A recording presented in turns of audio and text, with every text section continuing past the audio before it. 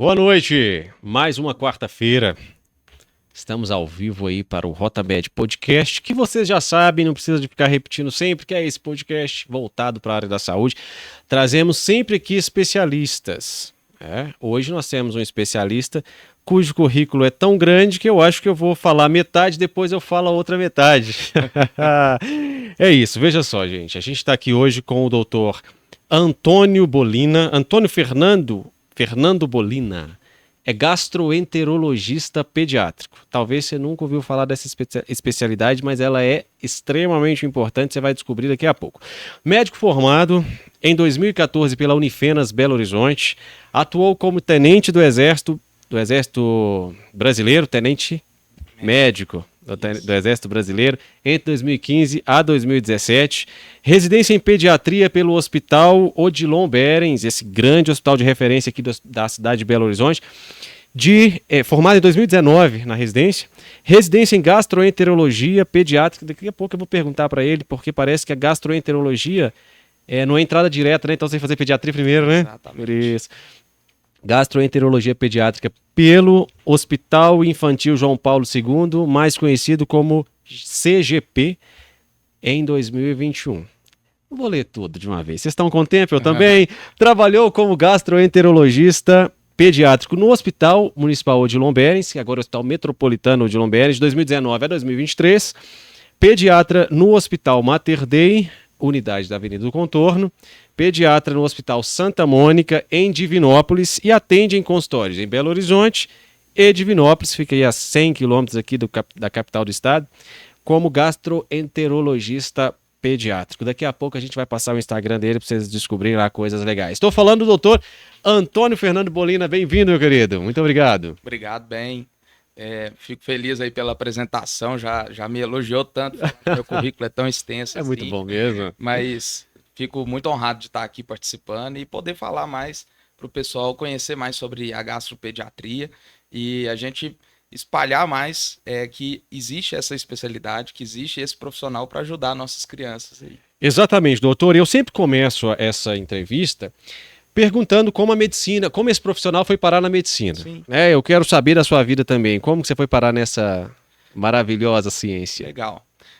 Eu acho que eu sou um pouco tradicional nessa resposta. Sim. Eu vejo muita gente respondendo que eu sempre quis ser médico, foi um sonho de criança, ou eu me espelhei no meu pai.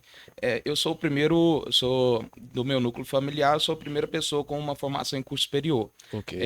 Eu fiz medicina, acabei, na verdade, sendo uma escolha assim, meio de supetão, talvez, ali no terceiro ano, porque eu não tinha esse sonho, eu não falei isso a minha infância toda. Sim. E escolhi medicina pensando assim, que isso poderia ser uma forma de eu trabalhar diretamente com pessoas e ajudar pessoas assim, mas um pensamento ainda meio infantil, talvez, porque eu entrei muito novo na faculdade. Você Eu entrou entrei quantos anos? com 17 anos. Ah, sim. Eu era adiantada um ano Sim, na sim. escola, então acabei entrando muito novo na faculdade.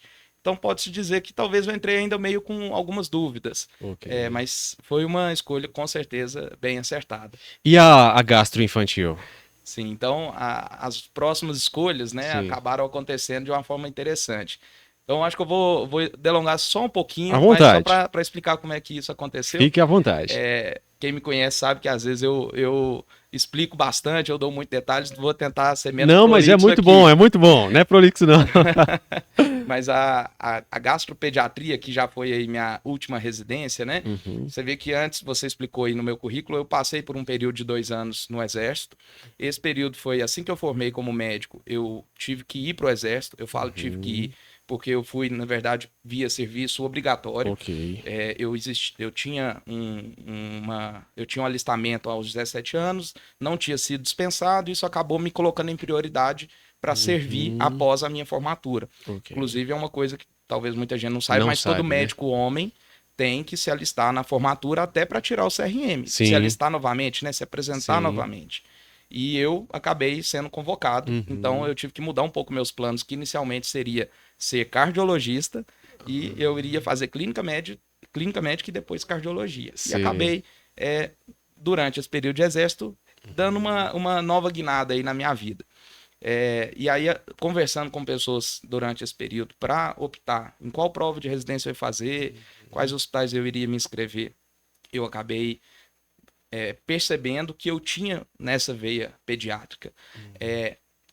Curiosamente, e isso não foi a principal influência, eu tenho também outros parentes pediatras. Ok. Então, assim, tenho primos, tios, Sim. então isso poderia ter sido a influência principal, mas acabou não sendo. Foi, de fato, eu percebi, assim, que isso era uma coisa que eu tinha. As pessoas que me conhecem, e tanto colegas de profissão quanto pessoas do meio familiar, tinham essa percepção de que eu sou muito tranquilo, eu sou muito paciente, eu acolho assim, né, essas dúvidas, eu tenho essa calma de entender o que está passando ali com a família para poder ajudar dentro do possível. A gente Sim. vê muita gente que está na formação ter esse Uhum. certo receio com a pediatria, foi algo que eu nunca tive, então Sim. acho que isso acabou me direcionando. E a gastropediatria já foi com uma ideia de me aprimorar como um bom pediatra geral. Isso foi a minha primeira ideia. Sim. Então eu entrei na gastropediatria para melhorar a minha qualidade no atendimento como um pediatra geral, Pediatra. porque a minha ideia era de ser um pediatra geral. Sim. Acabou que dentro da residência eu gostei pra caramba do Da negócio gastro. e assim, fui muito feliz dentro da residência, aprendi bastante, vi casos interessantes e isso acho que foi me trazendo um pouco mais e hoje eu tô trabalhando mais na gastropediatria, apesar de ainda, como você colocou, eu ainda trabalho Sim. como pediatra Com geral em pediatra alguns também. serviços. E como é ser, ou como foi ser tenente médico do respeitado Exército Brasileiro? Sim, foi um prazer, na verdade, foi uma experiência muito boa, porque não foi uma escolha minha, mas Sim. pela minha crença, eu acho que isso foi uma coisa guiada mesmo, que tinha que Sim. existir, inclusive, não só eu passar por aquela experiência pessoal, mas também Uhum.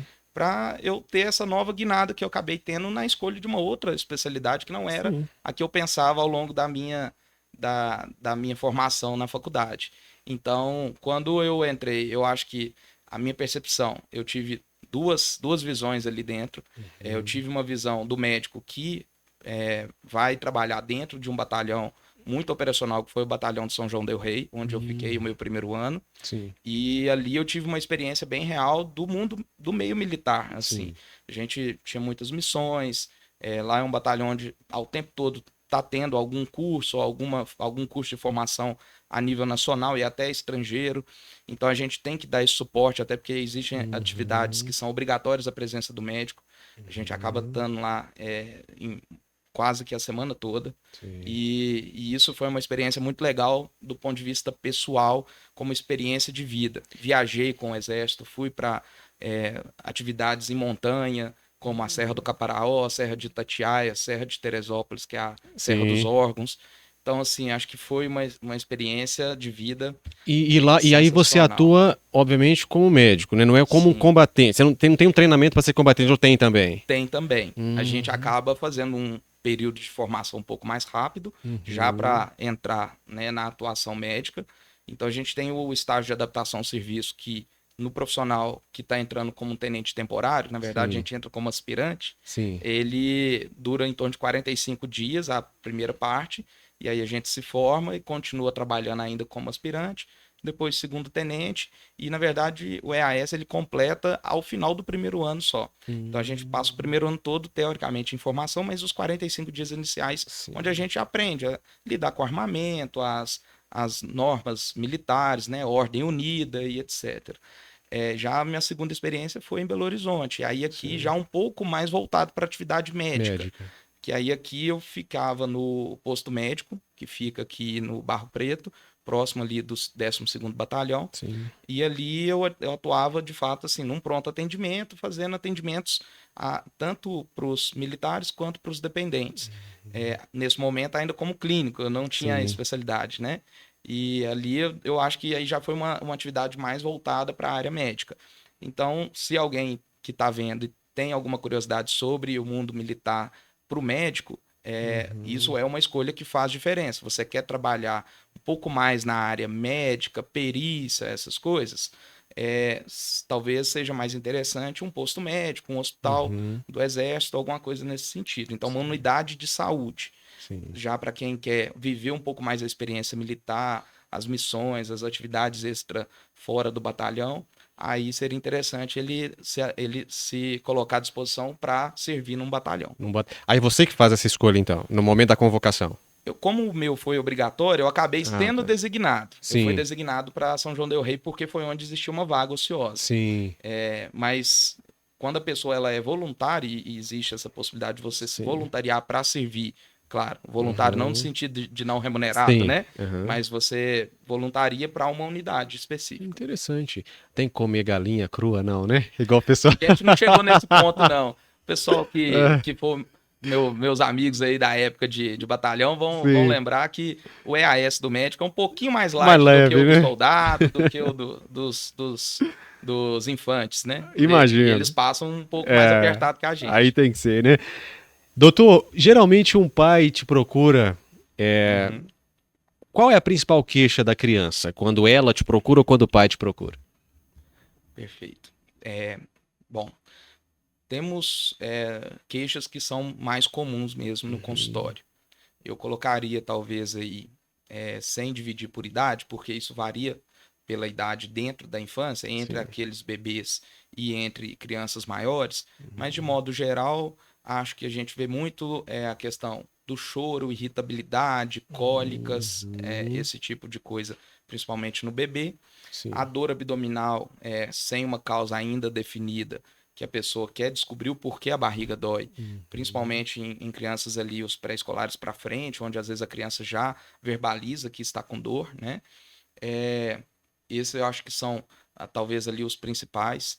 O paciente que tem uma dificuldade evacuatória é uma coisa muito comum na infância e muitas vezes negligenciado, mas existe aqueles que percebem essa dificuldade, que existe um sofrimento na criança e acabam procurando também.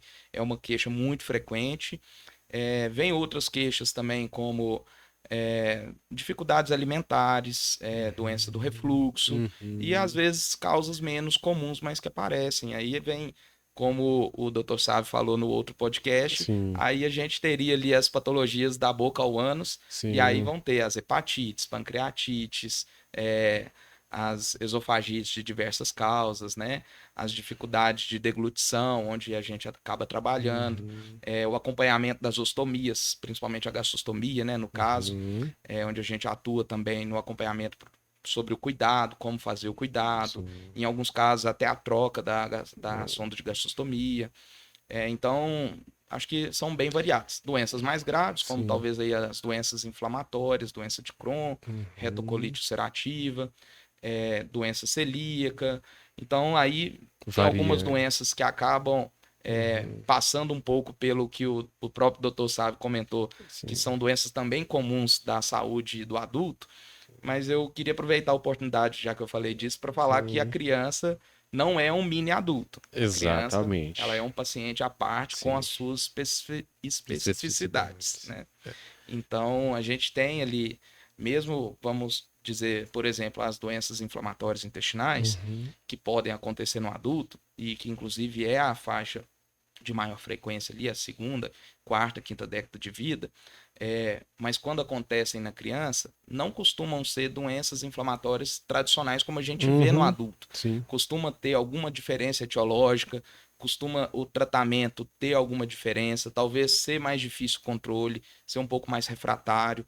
Então você vê que mesmo doenças que existam tanto na gastropediatria quanto na gastroenterologia de um adulto, elas têm especificidades, né, e tem características bem distintas, fora outras doenças que são comuns mais da faixa da infância. Falando do neonato, então, você citou uma questão que eu acho que assombra os pais, principalmente os de primeira viagem, né, que é a tal das cólicas. O bebê tá chorando, deve estar com cólica.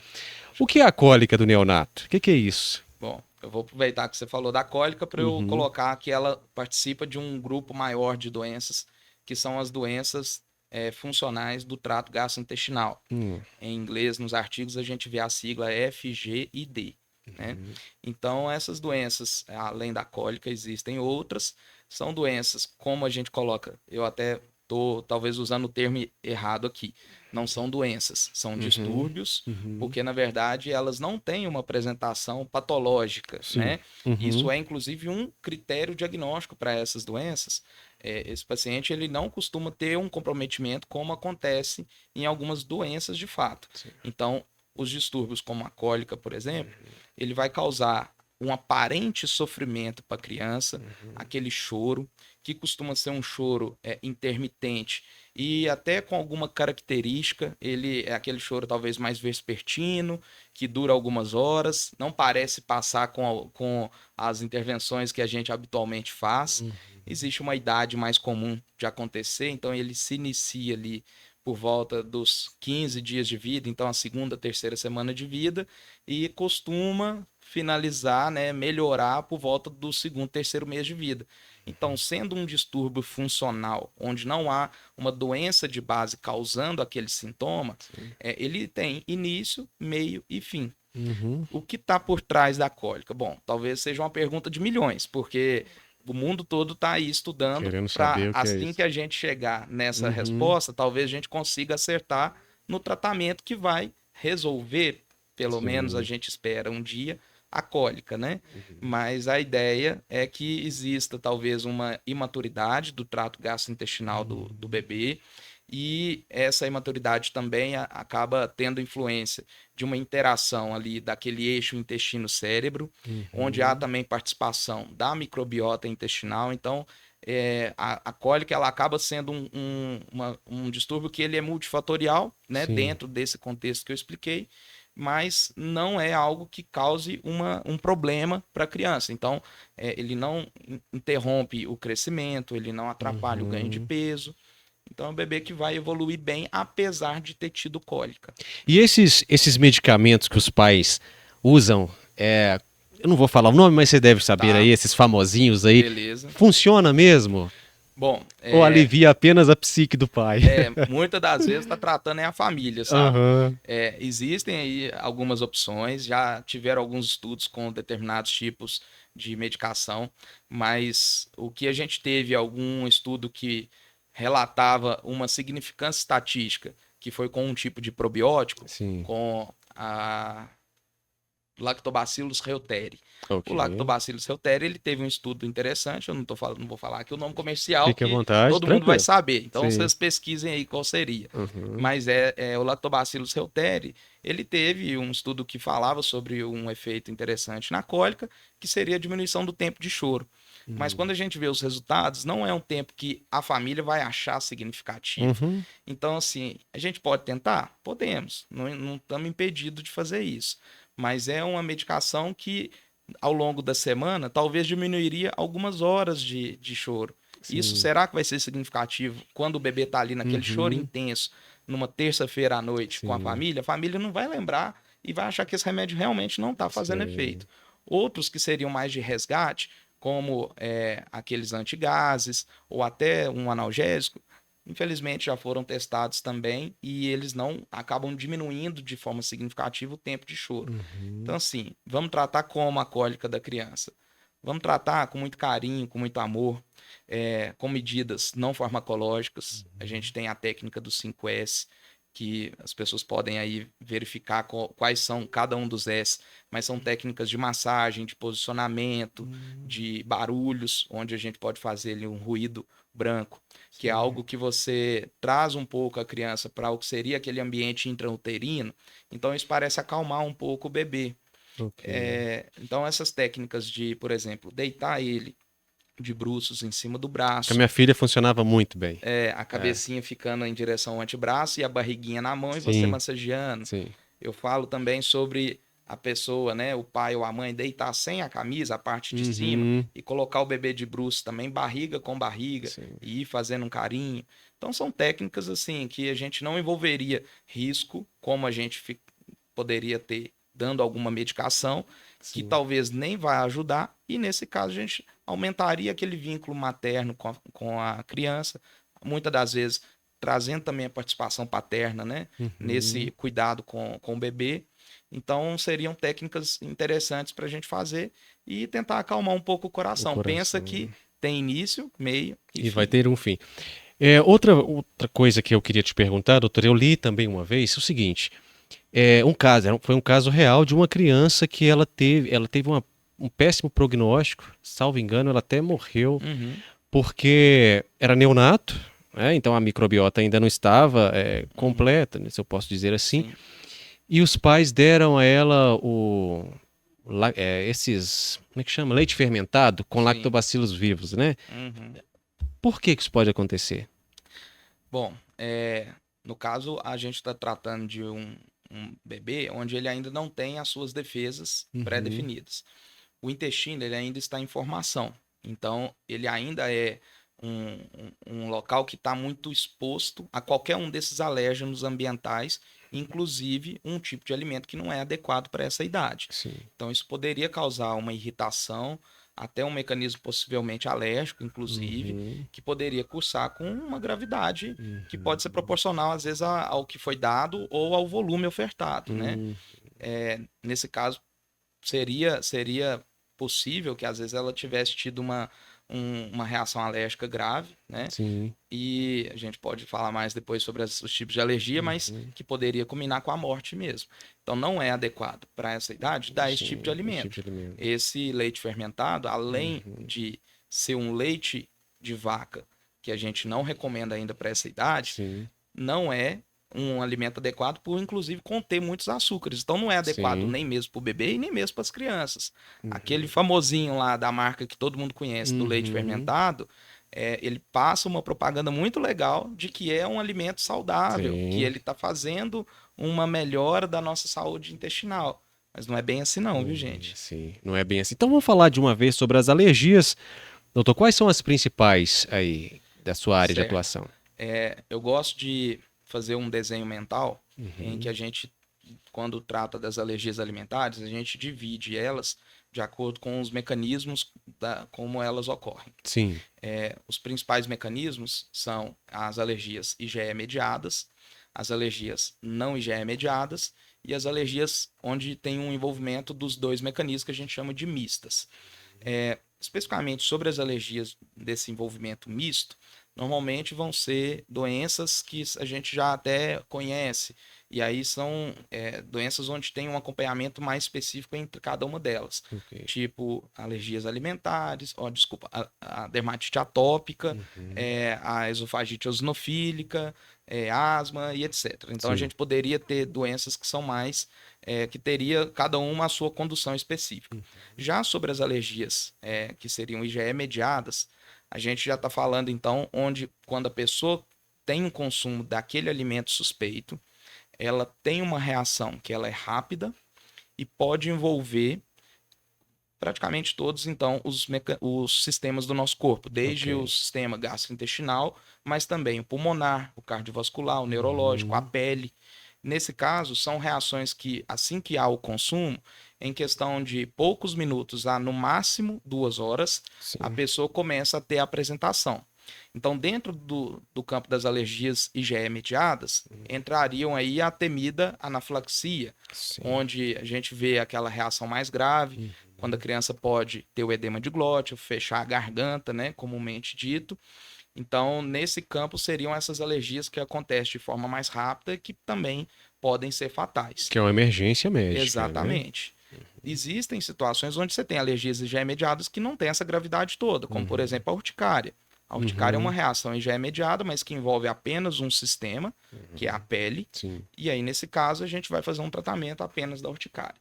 O que é importante que eu acho que eu posso aproveitar aqui para colocar, Sim. seja para a população em geral, ou até para os colegas médicos que assistirem o podcast aqui, Sim. é lembrar que a anafilaxia, o tratamento é adrenalina. Então, Uhum. quando a gente está tratando de uma anafilaxia, não é para dar antialérgico, Uhum. não, não é que não possa, mas não é a primeira medicação. Você não vai salvar a vida do paciente com Com um antialérgico e um antialérgico. corticoide. Uhum. Você vai salvar a vida do paciente com adrenalina. Então, a partir do diagnóstico de uma anafilaxia, iniciar a adrenalina. Qual o diagnóstico de anafilaxia? Bom, você poderia estar falando ou de uma alergia muito grave, como por exemplo, Sim. fechou a garganta. Então Uhum. você já vai iniciar com a Uhum. adrenalina. Você poderia estar falando de um outro tipo de reação grave, como a criança ingeriu e de repente desmaiou, que ela Uhum. pode ter tido então uma hipotensão ou até um quadro neurológico ali. Sim. Ou quando a gente está falando de envolvimento de dois sistemas. Então seria a criança que, por exemplo, teve uma ingestão de um alimento onde ela já sabe que é alérgica ou tem essa suspeita, e ela em pouco tempo ela evolui, por exemplo, com uma urticária e vômitos. Quer dizer, existe o envolvimento da pele e o envolvimento gastrointestinal. Nesse caso, quando há o envolvimento de dois sistemas, se configura uma anafilaxia. E nesse momento, você não vai fazer o tratamento da urticária parcialmente ou só o do vômito. Você tem que fazer adrenalina. Esse caso eu acho que é importante a gente frisar, porque é um tipo de alergia que é potencialmente grave, que, assim, a gente vê muitos casos que acabam saindo bem dessa situação, talvez por mão divina aí, mas nós temos que Seguir o alertar os protocolo, né? colegas, seguir o protocolo. Sim. Quais são os principais alimentos que geralmente podem desencadear esse tipo de reação? Joia. Principalmente, então, nas IgE mediadas, né? A gente tem o grupo dos 6. O grupo dos 6 é o leite, o ovo, a soja, os peixes e frutos do mar, o trigo e seriam as castanhas, amendoim, esse grupo com nozes, né? Sim. Porque o amendoim não é de fato uma castanha, ele é uma leguminosa, mas Sim. entraria nesse campo grupo. aí esses 6 alimentos, são os principais. Esses alimentos podem dar qualquer tipo de reação IgE mediada? Podem. Sim. A gente tem mais medo do amendoim e dos frutos do mar. Esses aí, muito comumente, vão ter reações IgE mediadas que podem ser graves. Então, nesse caso, a gente fica bem de olho. Já os outros alimentos podem ter variadas reações, né? Sim. Existe também uma diferença entre eles, entre a chance de se perder a alergia ou não. Em relação a, por exemplo, o leite e o ovo, a gente tem um percentual muito mais alto dos pacientes que vão até os 8 anos de idade ter a melhora daquele quadro de alergia. Sim. Então, a palavra que a gente usa nesse caso é tolerância. Então, o paciente ele vai passar a ser tolerante ao alimento em vez de ser alérgico. Sim. Então, leite e ovo, o leite em torno de 80% vai ser. Vai ser Então, tolerante. você que tem um filho aí com a PLV, que é a alergia à proteína do leite de vaca, lembrar que, calma, daqui a pouco pode ser que isso melhore, ele tem uma chance grande de perder. O contrário, no caso, por exemplo, do amendoim e frutos do mar, onde a grande maioria vai acabar persistindo até a vida adulta. E é uma reação de hipersensibilidade, né? Sim. Ela não vai se manifestar no primeiro contato que o paciente tem com aquilo, né? Explica mais pra gente um pouco sobre isso. O que pode acontecer é o bebê ou a criança, ela tem um primeiro contato. Às vezes esse contato não foi diretamente ali, a pessoa já comeu o alimento, mas ela pode ter sido sensibilizada, seja através de leite materno, seja através de oferta de algum alimento que você não sabia que continha aquilo ali, ou seja através de alguma outra forma, até pela pele, como por exemplo nos pacientes que tem uma dermatite atópica, ele pode se sensibilizar pela pele. Então você pode ter uma sensibilização onde o seu corpo vai produzir a IgE, que é essa molécula envolvida nesse tipo de reação, e aí no contato seguinte ela já vai estar ali e vai causar a reação. Então, nesse caso, pode ter a apresentação com uma reação alérgica. E às vezes o pai fica assustado, porque ele fala, não, mas meu filho já comeu isso antes e nunca teve. Exatamente. Justamente porque é no segundo, pode acontecer dele ter uma tolerância até Sim. certa idade e de repente ele manifestar com alergia. Então não vai ser necessariamente no primeiro contato ou quando você acha que ele comeu a primeira vez, não. Certo. Você falou aí sobre a alergia ao leite de vaca, né? Que tá bem. As pessoas falam muito sobre isso hoje. Fala pra gente um pouco. Joia. Então, o APLV, né, a gente usa essa sigla para se tratar da alergia à proteína do leite de vaca. O APLV é uma alergia, né, é a mais comum dos 6 alimentos. Então, a gente vê muito ela, porque principalmente na infância é a principal alergia que a gente vai ver manifestação nas crianças. Talvez nos adultos a gente veja menos, justamente porque ela é a das que desenvolve tolerância no maior percentual. Normalmente, as primeiras reações vão acontecer nos primeiros meses ao primeiro ano de vida. Então, quem tem um filho, às vezes, que já está com 4, 5 anos de idade, de repente ela acha que ele pode ter um APLV, isso é muito pouco provável. Normalmente, a reação vai começar no primeiro ano de vida. Aí nós podemos aproveitar para falar depois sobre a intolerância à lactose, que é uma confusão que é feita aí com o APLV. Mas o APLV, então essa alergia que normalmente vai se manifestar no primeiro ano de vida, podem ter reações tanto IgE mediadas ou pode ser uma apresentação como uma reação não IgE mediada. Eu não falei tanto ainda dela, que ela até é mais da minha área, mas existe a possibilidade do leite manifestar como uma não IgE mediada e inclusive a principal proteína de causar reação não IgE mediada. Em segundo lugar vem a soja.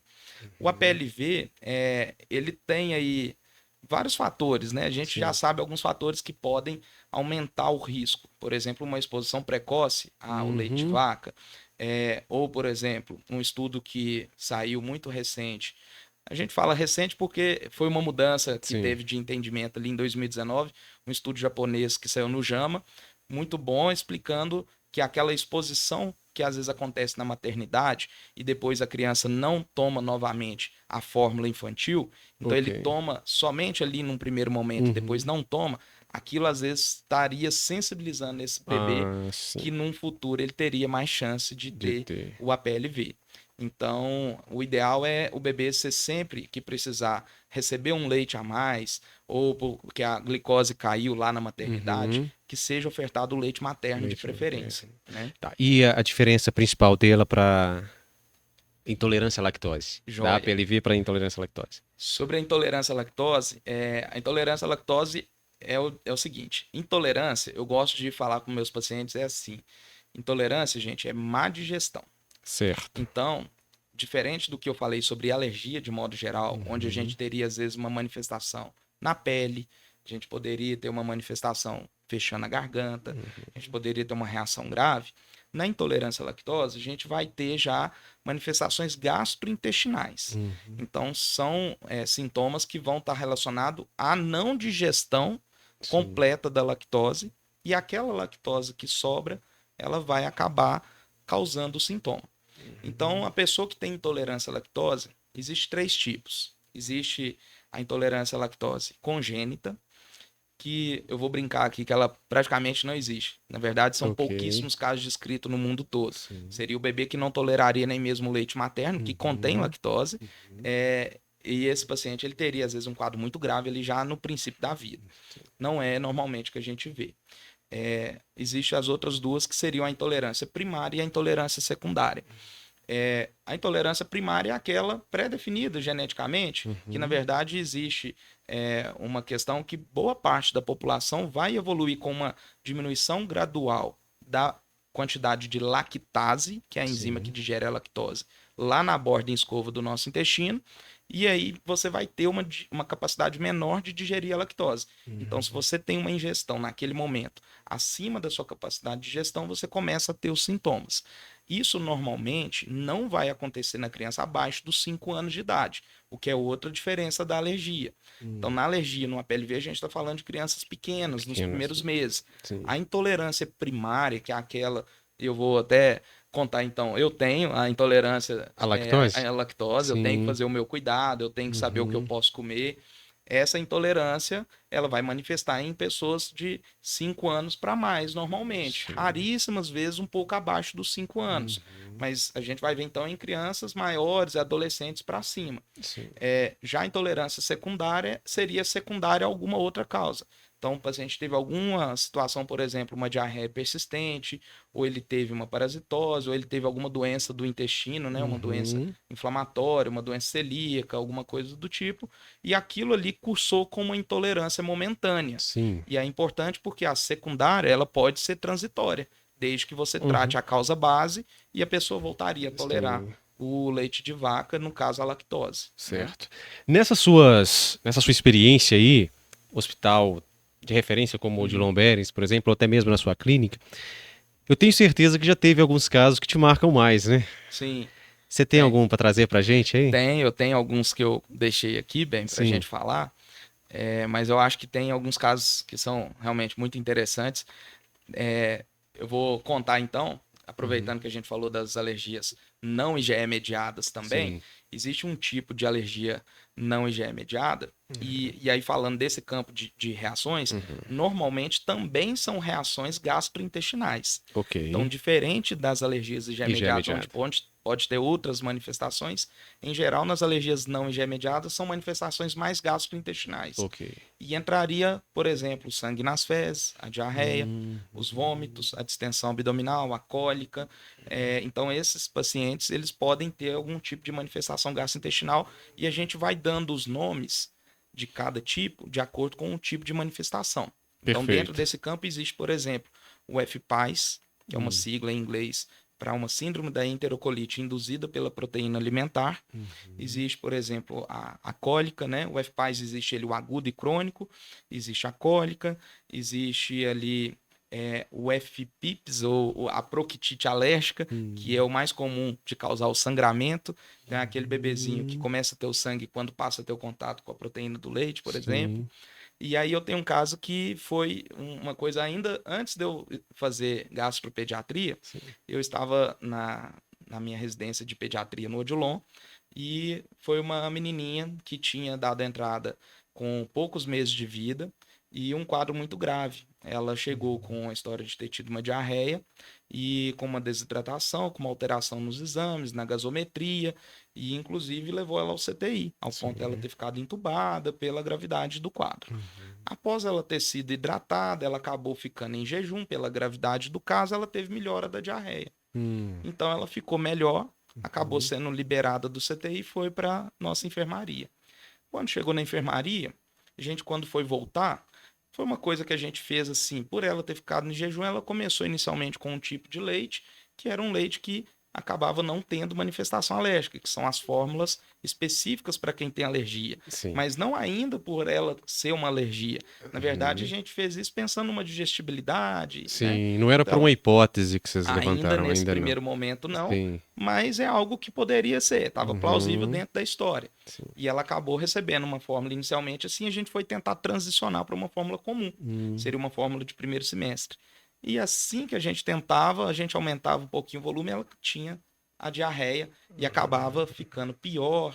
Então era um caso que assim, eu avaliava a paciente de manhã, ela estava bem, a gente, vamos tentar a transição, prescrevia. Quando eu chegava no dia seguinte, descobria que ela tinha descompensado toda a tarde, que a plantonista teve que ir lá, suspender dieta, fazer um soro de correção. Então acabou sendo um caso que me marcou, porque foi talvez um caso que me chamou muito a atenção para a alergia, porque assim que a gente começou a perceber uma coisa que é reprodutibilidade, a reprodutibilidade é um dos critérios diagnósticos para as alergias não IgE mediadas. Ok. Acho importante frisar que nas alergias não IgE mediadas, a gente não tem um exame de sangue ou um exame que a gente faça para dar o diagnóstico.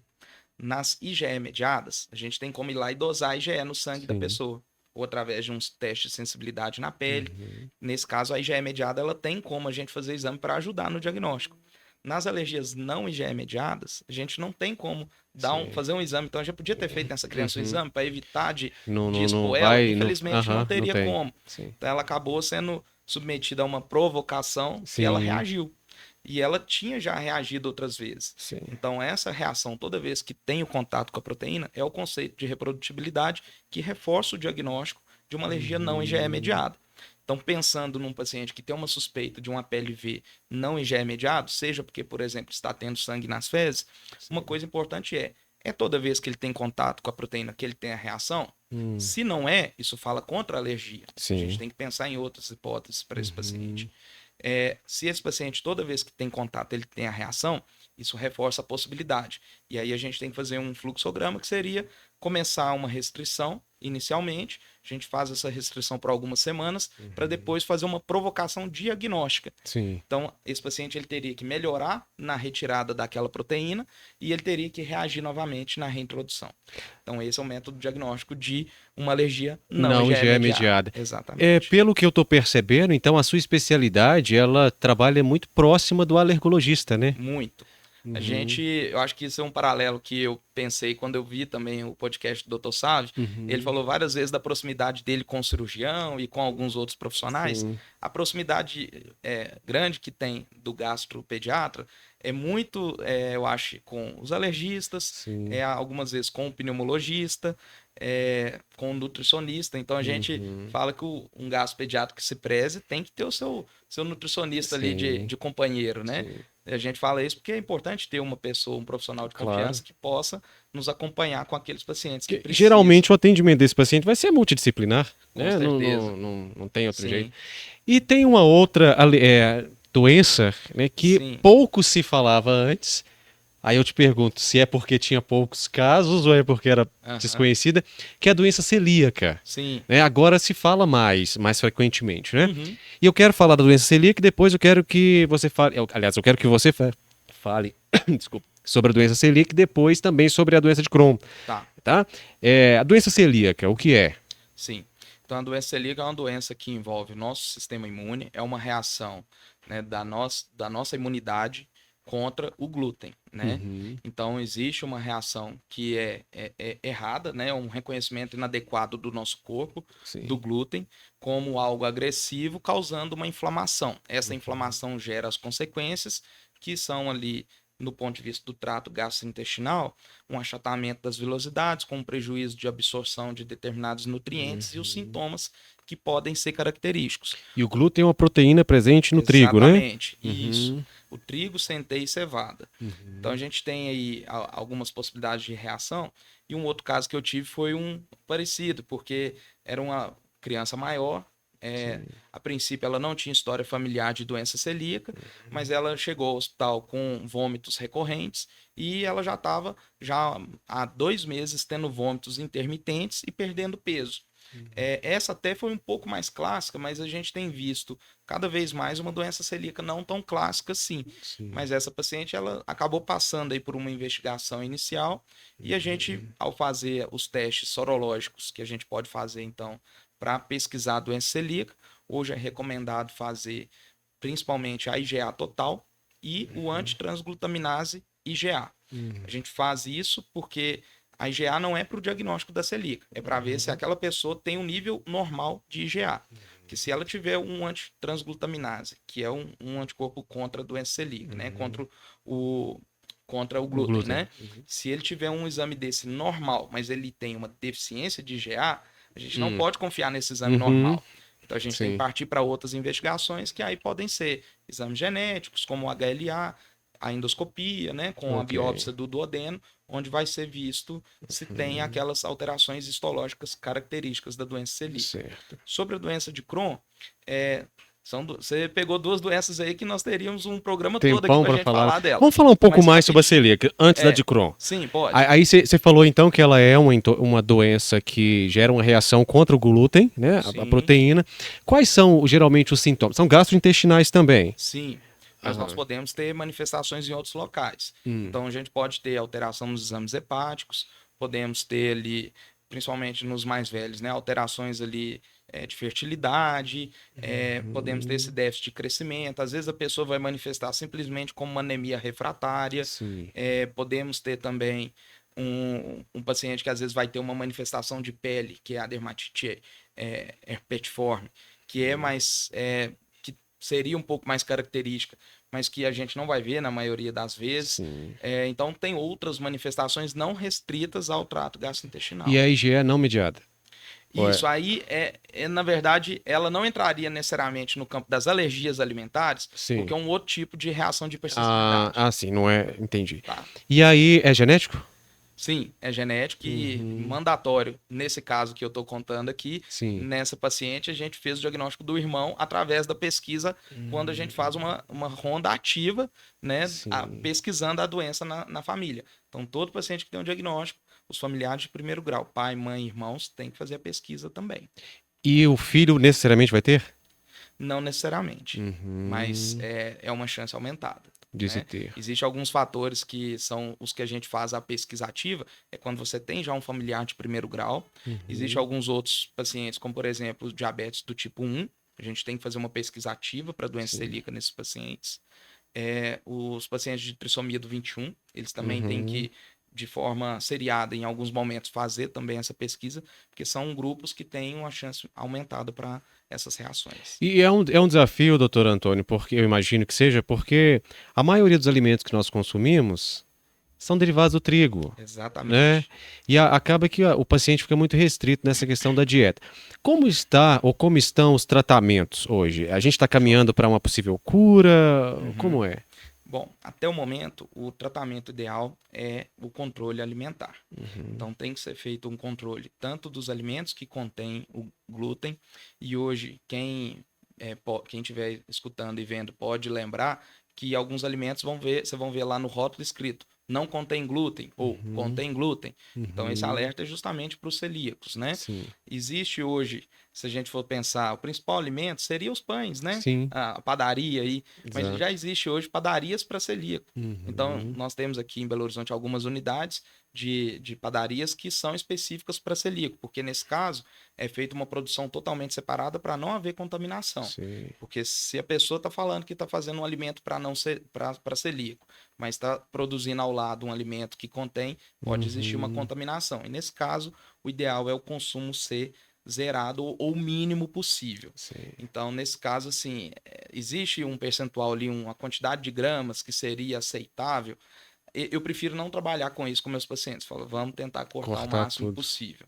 E aí a gente faz o acompanhamento, principalmente sorológico, em alguns casos endoscópico também, para ver o segmento da doença. Você trouxe um caso, então, que envolva a doença celíaca?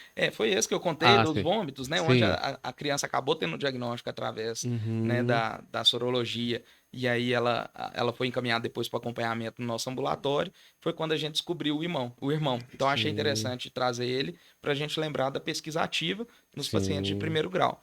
Mas tem um outro caso que eu trouxe sobre um bebê que eu acho que pode ser exemplo para muitos pediatras. Quem já teve aí um bebê que acompanha com você, pediatra e o colega pediatra geral, que não ganha peso? Isso é uma coisa extremamente comum, né? Sim. E aí a gente tem que pensar em, claro, várias possibilidades, as mais comuns ali, como às vezes uma baixa oferta, né, de alimento, de leite, às vezes uma baixa produção materna por algum motivo, por algum transtorno que a mãe possa estar passando, ou por uma dificuldade até de oferecer, por não ter uma pega adequada, etc. Mas a gente tem que lembrar de outras causas orgânicas, né? E eu trouxe um caso de um bebê que vinha nessa investigação, tentando ver se ganhava peso, já tinha sido feito o ajuste da amamentação, a mãe bem instruída e tudo, e o bebê não tinha tido uma boa evolução, foi tentado o início de suplementação com fórmula, e ele ainda não tinha regredido dos sintomas. Então, esse bebê, além de ter tido uma dificuldade de ganho de peso, ele começou a ter alguma regressão dos marcos do desenvolvimento, o que inclusive teve que internar esse bebê. A gente internou esse bebê e quando eu fui chamado para fazer uma interconsulta de gastropediatria num paciente que estava internado na enfermaria de pediatria num hospital privado daqui. Sim. E aí, quando eu fui lá conversar, uma das coisas que eu já vi, e eu sempre gosto de perguntar nesse caso, perguntei para a mãe se ela já tinha feito uma avaliação da saúde dela para saber se a saúde dela estava em dia, se ela tinha uma questão nutricional adequada, e ela comentou que ela tinha uma baixa de vitamina B12. E aí, como esse bebê foi inicialmente amamentado em seio materno, essa deficiência de B12 acabou sendo transmitida para o bebê. Então, esse bebê, a partir ali dos primeiros 3, 4 meses, ele começou a ter essa regressão, essa dificuldade de ganho de peso, e ainda somente em seio materno. Nesse caso, a gente fez a dosagem e percebeu mesmo que a B12 estava baixa. Aí é um caso que teve um bom prognóstico, porque nós fizemos a reposição e ele evoluiu super bem, ganhando peso bem. Interessante isso. Um caso muito E eu acho importante essas informações são importantes, porque eu fico ouvindo os especialistas aqui e pensando como generalista, sabe? Como eu ali no atendimento, recém-formado, vou manejar essa situação. Aí você traz exemplos de doenças que geram uma repercussão gastrointestinal, mas que se não tiver essa experiência do especialista, a tendência de que a gente considere apenas como uma questão mais simples, talvez uma gastroenterite, alguma coisa nesse sentido, e dispense o paciente, é muito alta. Né? Com certeza. É necessária a experiência do especialista. E aí eu acho que a importância de existir nós, os especialistas, né, da área pediátrica, porque o gastroenterologista pediátrico ele vai entrar nesse suporte para o pediatra naquele caso que está refratário, que não está respondendo às medidas mais comuns. Sim. Né? E o paciente que... Aí vamos falar daqui a pouco da doença de Crohn, tá?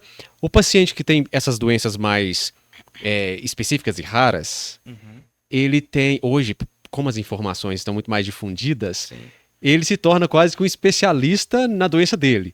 Né? Como é essa abordagem desse paciente com você? Ele já chega no consultório cheio de informações, já sabendo? Como é isso? Ó, isso é até muito legal. Eu Sim. gosto quando tem um paciente assim, porque é um paciente que eu consigo até explicar um pouco melhor sobre o Sim. que nós vamos fazer, o que nós estamos investigando, como que nós vamos tomar as condutas, porque ele já tem um pouco mais de entendimento de como aquilo ali está acontecendo.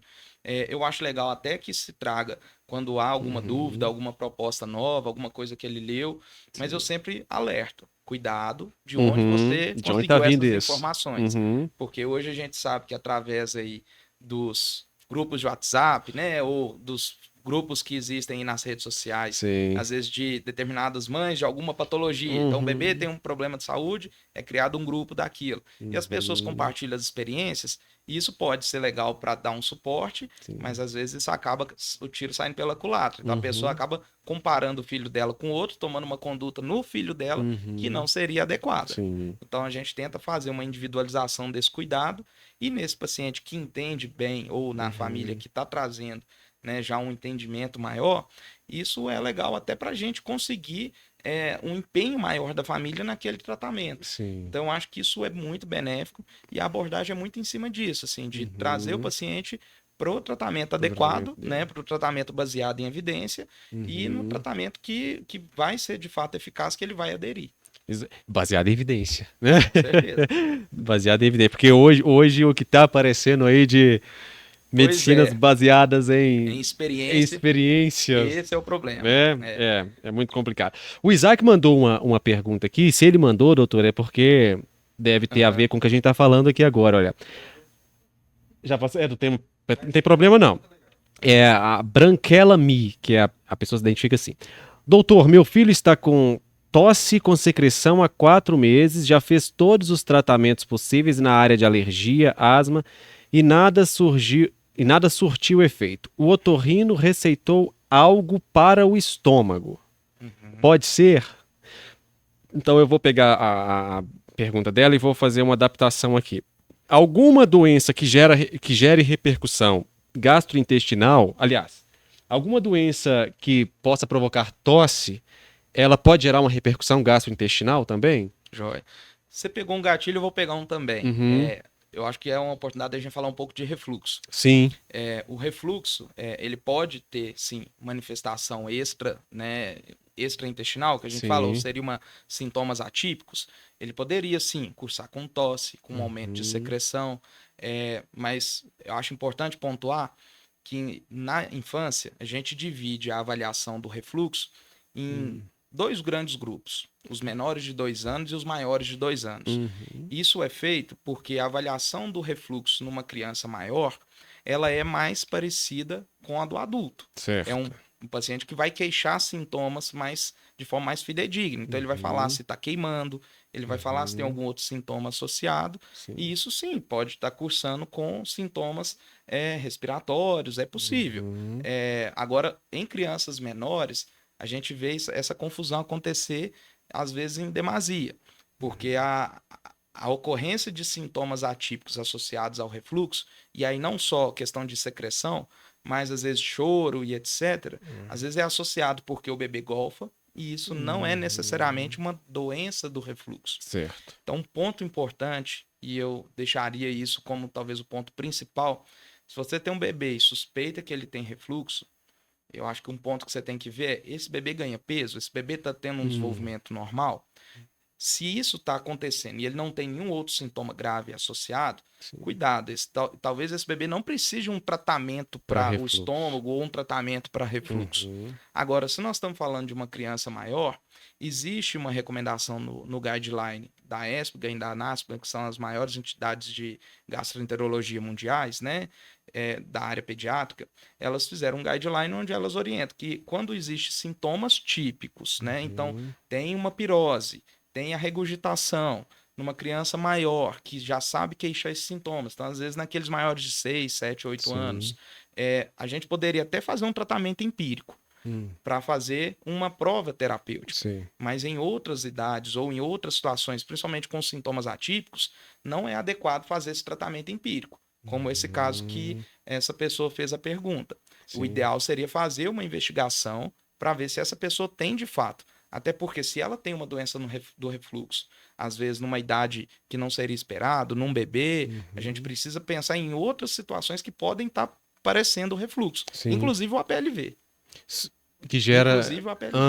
Vai Que cursar. nesse guideline que eu estou explicando, Sim. quando a gente está investigando uma doença do refluxo, um dos pontos que tem que ser excluído é a possibilidade de uma alergia à proteína do leite vaca no bebezinho. Sim. Então, eu estou falando aqui, claro, do bebê, gente. Sim. Lembra que eu falei que o APLV ele se inicia a manifestação no início da vida. Não estou falando da criança que tem uma regurgitação, um sintoma típico mais velho, né?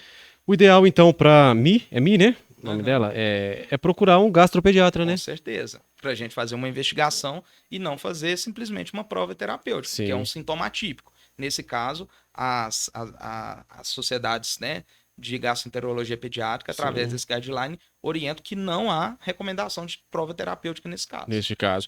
Aí eu vou juntar com a Bruna, pergunta assim, crianças com refluxo, ou a doença do refluxo, né? Além de medicamentos, tem alguma outra indicação? Tá. Tá um pouco nisso que eu vim falando, porque nós vamos ter que dividir, então. A gente pode até fazer alguns outros tratamentos também na criança que tem o refluxo. Vai depender.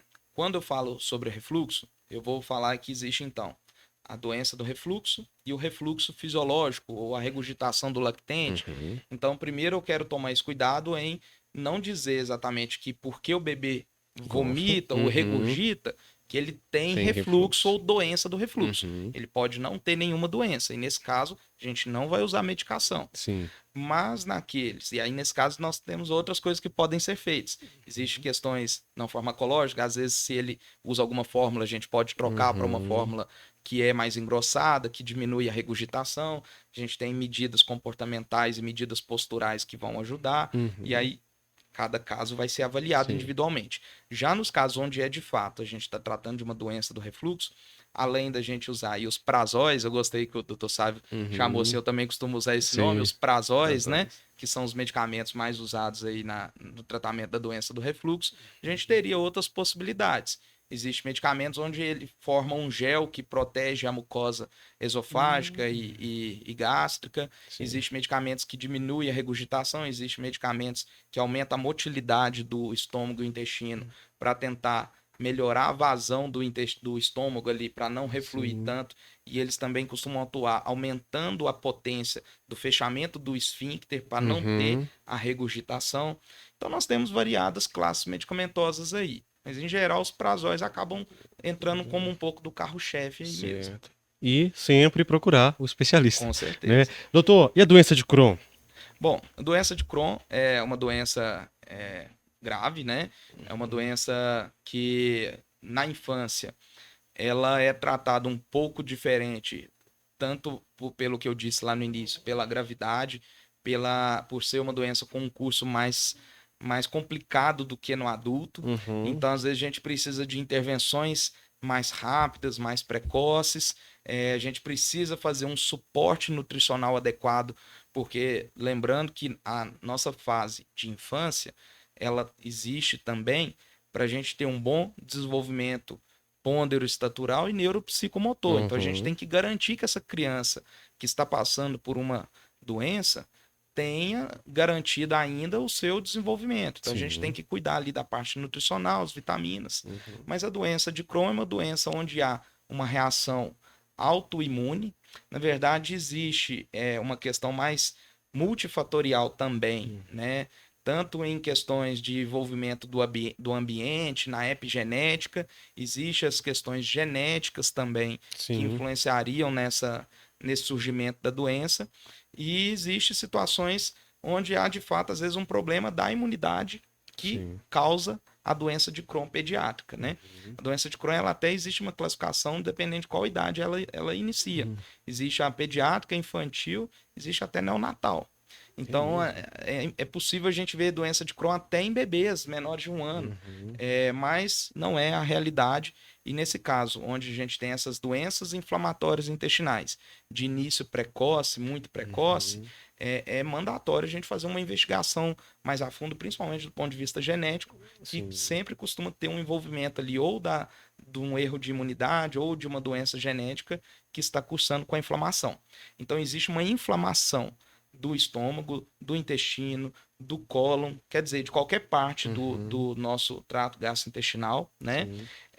Ela normalmente não é uma inflamação sequencial, ela é saltatória, ela pode ter um pedaço inflamado no intestino, mais para frente outro, e ter um pedaço são entre essas partes que estão inflamadas, e ela pode ser mais agressiva em questão de profundidade da inflamação, inclusive fazendo perfuração do intestino.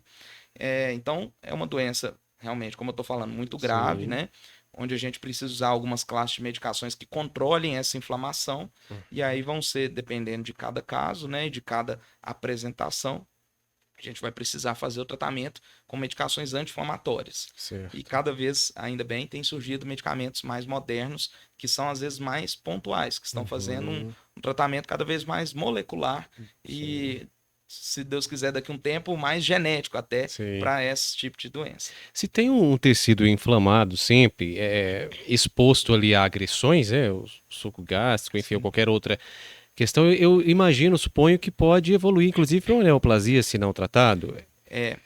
Bom, essas doenças, a gente falou da doença celíaca, a doença de Crohn, essas doenças que há inflamação, há um alto turnover celular e em algum momento pode haver uma mutação genética ali que pode virar um câncer, né? Na faixa pediátrica, a gente lida muito menos com isso, porque isso demanda um tempo para a ocorrência.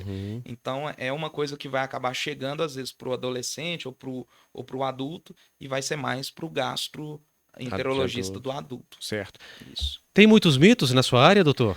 Tem bastante. Fala 5 para nós. Bom, eu acho que eu falei um pouco sobre alergia aqui, que é um grande campo da gastropediatria, e aí eu deixei umas falas aqui, mas sangue e muco nas fezes, né, nem só sangue ou só muco, nem sempre vai ser alergia, tá?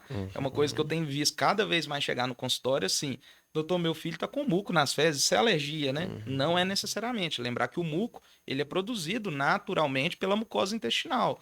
E então vai ter muco nas fezes, às vezes mais ou menos, dependendo de um aumento da velocidade de trânsito intestinal ou fatores dependendo do que foi que a pessoa ingeriu na alimentação.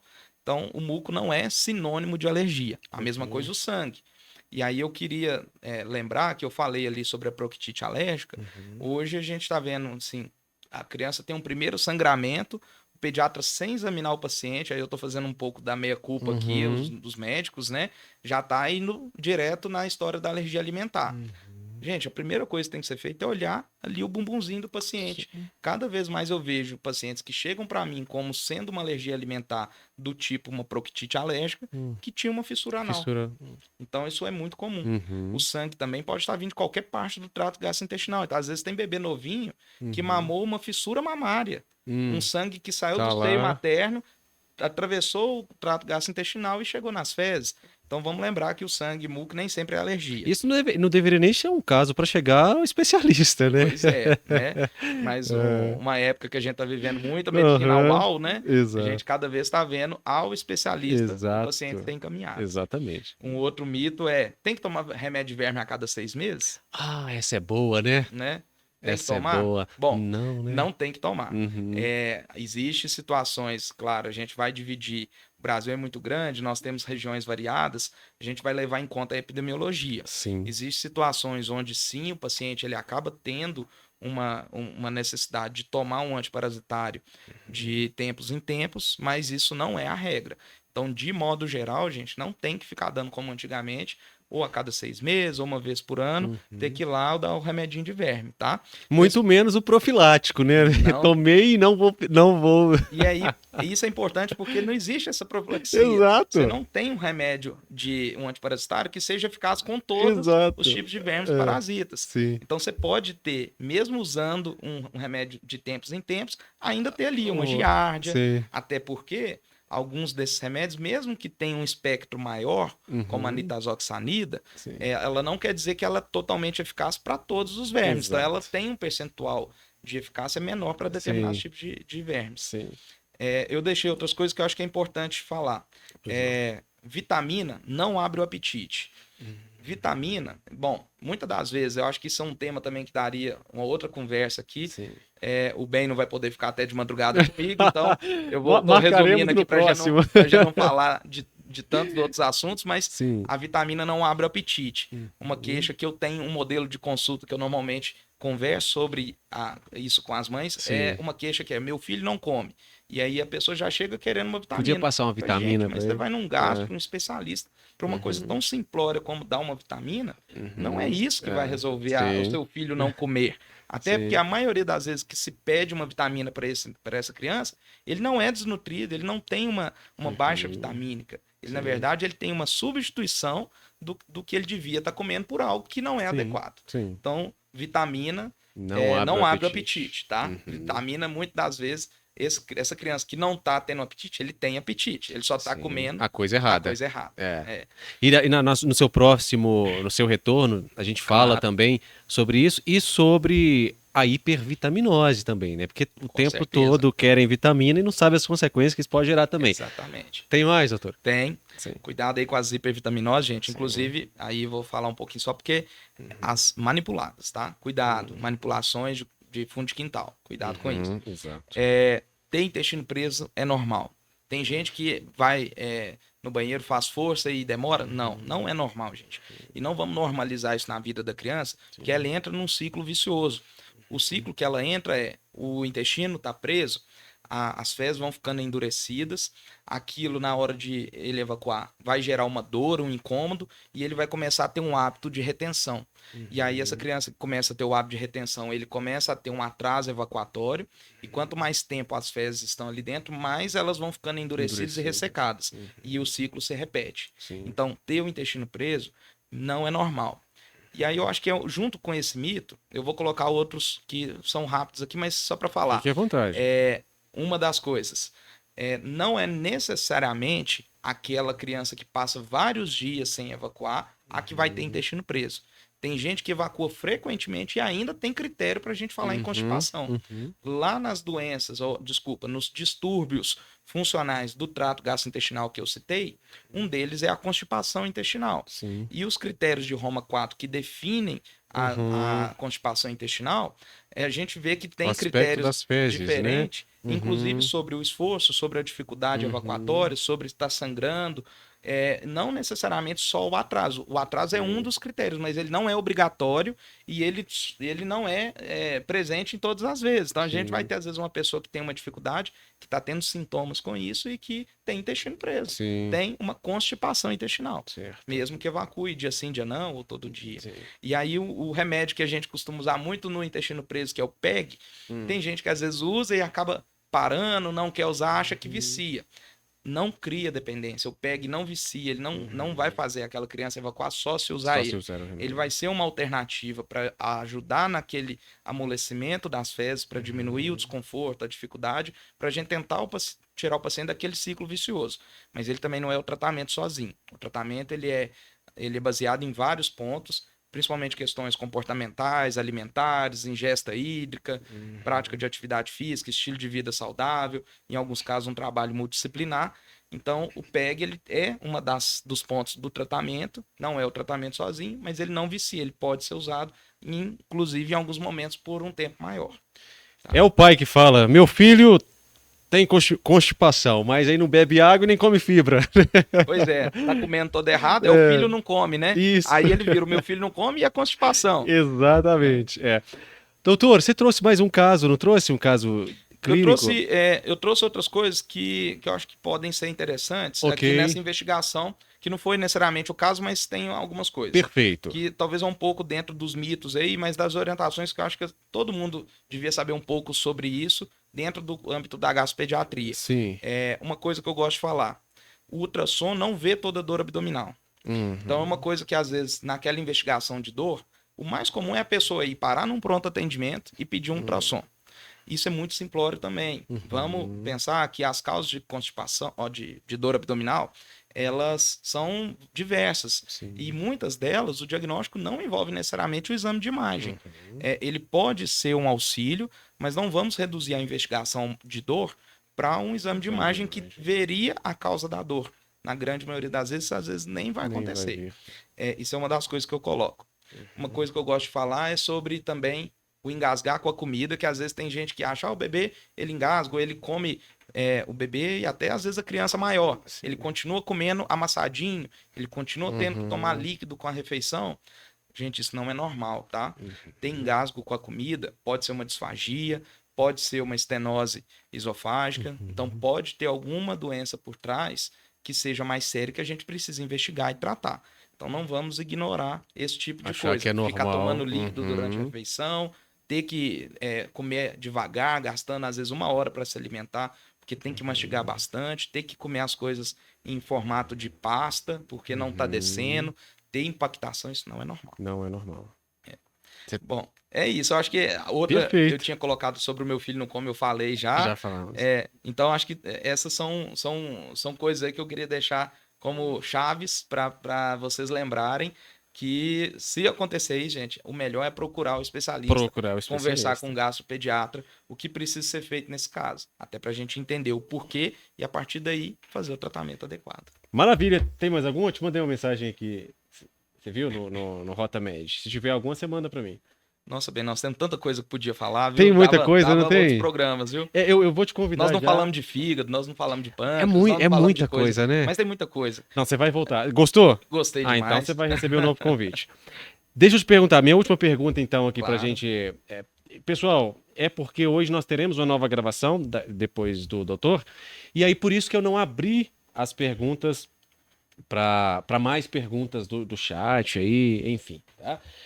Aí eu quero fazer agora a minha pergunta. Por que é tão difícil marcar consulta com vocês, hein? Não é?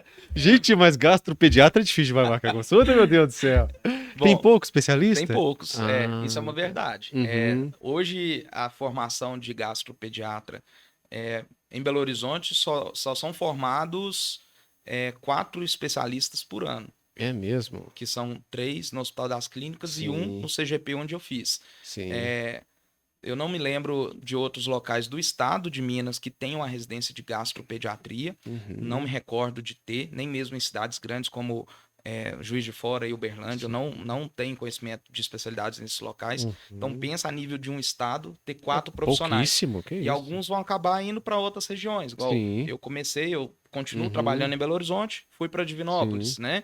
Tem colegas que eu sei que foram para o Pará, que foram para outras cidades, e aí, de repente, esses colegas não estão totalmente aqui. Então, tem poucos profissionais. Realmente. Eu acho que a dificuldade talvez seja em cima disso. Sim. Mas minha agenda tá aberta, viu? Tá Se aí. precisar, pode ligar lá que vocês vão conseguir marcar comigo. Exatamente. E acaba que aí os pais optam por fazer uma escolha errada, né? Que ou é procurar, não que procurar um pediatra seja errado, mas só o pediatra, que ele não vai ter essa expertise, ou procurar o gastroadulto, que são coisas diferentes. Exatamente. Né? Às vezes vai acontecer, por exemplo, como o Dr. Sávio recebeu uma pergunta aqui, por que meu bebê regurgita tanto? Sim. Não foi a formação que ele recebeu, porque a Exatamente. gente que fez gastropediatria, eu fiz primeiro pediatria. Sim. Então eu sou um pediatra geral e eu sou um gastropediatra que eu fiz dentro apenas da área pediátrica a minha formação de especialista. Sim. E aí fica difícil realmente, às vezes, para um gastroadulto ou para o pediatra geral que não teve esses 2 anos a mais de uma residência específica para poder ajudar esse paciente. Perfeito. Né? Quem está nos assistindo ou quem vai assistir depois, onde te encontra nas redes sociais, doutor? Joia. Eu tenho, acho que todas as redes sociais lá, na maioria delas vocês vão me encontrar como Antônio Gastropediatra. Ok. Seja no Spotify, seja no YouTube, no Instagram e Facebook também. Antônio Gastropediatra. Antônio Gastropediatra. Ok. Nessas redes vocês conseguem me encontrar assim. O site é antoniogastropediatra.com.br também. Lá vai ter algumas orientações para facilitar a marcação de consultas e tudo, né? Perfeito. Então pode ser feito o contato por lá. Ótimo. E no seu Instagram você dá várias dicas, né? Sobre medicina, sobre gastropediatria. Sim, sim. Acho importante. Eu deixo lá alguns vídeos, alguns posts para ajudar as famílias que acompanham comigo e que não acompanham, mas que estão precisando de alguma orientação para pelo menos não errar tanto aí antes de chegar no médico, né? Perfeito. Doutor, eu te agradeço muito pela sua presença. Deixa eu ver, o Isaac mandou... Tem mais 2? Ah, tá. O Razor pergunta assim: tive esofagite, a filha pode ter também. Tem uma questão genética na esofagite? Hereditária, na verdade? Vai depender da causa. da causa. Se for uma esofagite, uma doença do refluxo, talvez não tenha uma relação direta, porque tem vários fatores envolvidos aí. Certo. Mas não é uma via direta, não. Direto. Porque ele teve a filha vai vir. Gente, eu sei que vocês estão com curiosidade. Vá lá no Instagram, olha, @Antônio Gastropediatra, que terão muitas dicas lá para vocês. Muito obrigado a vocês que acompanharam. Doutor, muito obrigado. Quer deixar uma palavra final aí? Gostaria sim de agradecer pela oportunidade de estar falando para esse público, falar um pouco mais sobre a gastropediatria. Vocês lembrarem que a gente existe, que a gente está aí, porque às vezes é uma especialidade menos conhecida, como outras também da pediatria, né? E nós estamos à disposição para ajudar os seus filhos aí, seja numa dor abdominal que parece que está se cronificando e não descobre a causa, seja numa dificuldade para alimentação, seja às vezes para um bebê que está tendo alguma apresentação meio estranha para a idade, para outros bebês, você ficou meio na dúvida, marca lá, a gente conversa. Perfeito. E aí a gente vai ver se tem alguma indicação de fazer alguma investigação, tratamento, mas estou à disposição para vocês. Sou eu quem agradeço, doutor, pelas aulas, como dizem, aulas dadas aqui. Muito obrigado a vocês que acompanharam. Meu pai já justificou, falou que vai assistir depois, que hoje teve um compromisso. Quando assistir, muito obrigado, meu pai, minha mãe também, muito obrigado pela audiência. Todos vocês que acompanharam aí. Você ia falar alguma coisa, Isaac? 2 abraços, pode falar, Isaac. Você mandou aqui? O Isaac tá falando para mandar um abraço para o Ítalo, mandou o superchat. Muito obrigado, Ítalo Vinícius, acompanhando a gente. E operador iniciante, também a pessoa se identifica assim. Um abraço para você, muito obrigado pela sua audiência. Eu disse para vocês, no princípio eu falei para vocês que o currículo era extenso, a experiência também. Olha só, que tanto de informações muito boas aqui. Eu sei que nem todo mundo vai ter condições de assistir ao podcast inteiro. A gente ficou 1 hora e 16 minutos conversando aqui, mas o que a gente faz? Para alcançar essas pessoas que não tiveram a oportunidade de assistir o episódio inteiro, a produção depois vai disponibilizando cortes. Tem Reels pro Instagram, tem cortes no próprio YouTube, que aí você pega uma informação aqui, a gente vai fazer um corte, por exemplo, sobre doença celíaca, que foi falado aqui. Pega esse corte, mande para alguém.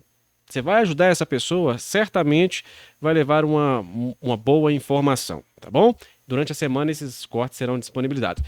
E aí, Isaac, eu gostei muito, eu consultaria certamente a minha filha com o doutor Antônio, mas você que não sabe, tem uma pessoa aqui no estúdio também que é um paciente, né, do doutor Antônio, que é o Isaac. Isaac, o médico é bom ou não? Excelente. Perfeito. A filha do Isaac é paciente também do doutor Antônio. E é engraçado que o Isaac fala pra gente sobre essa caminhada, né, para encontrar um especialista para a filha dele, quanto é difícil essa, eu não vou falar obviamente do diagnóstico, mas era difícil a caminhada e quando ele encontrou, foi um alívio para ele. Aí eu falei assim, bem, você tem que levar o doutor Ganhou um Antônio. extra hoje, hein, Isaac? Ganhou um extra da consulta. Aê! Muito bom, gente, muito obrigado então, obrigado doutor Antônio, obrigado a Paula que tá aí nos bastidores, o Rani não pôde vir hoje. Obrigado, abraço pro Rani, abraço pro Isaac que tá aqui. Eu queria mandar um abraço também. Fique à vontade, meu querido. Mandar pra esposa, né, pra não apanhar em casa. Isso. A Jéssica, minha esposa, ela é pediatra também, pneumologista pediátrica. Olha, que bacana. Ela tá lá em Divinópolis, ficou lá pra ajeitar as coisas lá. Não pôde vir pra vir hoje comigo, mas tô mandando um abraço aí pra ela. Eu tenho certeza que ela tá assistindo, a Jéssica, porque ela ia assistir lá. Se você puder depois, Jéssica, venha sentar nessa cadeira aí também, olha. Vamos fazer um convite. Bacana.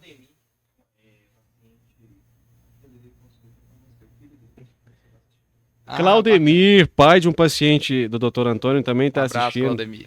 Muito obrigado. Deve ser bom, né? Esse respaldo, esse endosso do próprio paciente, do pai do paciente. Sim, sim. Sinal de que a medicina está sendo bem exercida. É o melhor pagamento. Perfeito, doutor. Até a próxima quarta-feira. Muito obrigado a todos vocês. Obrigado ao Rian, que hoje está por trás das câmeras, aí fazendo esse trabalho artístico de deixar a gente um pouco mais bonito, né, doutor? Um abraço, até mais, até a próxima.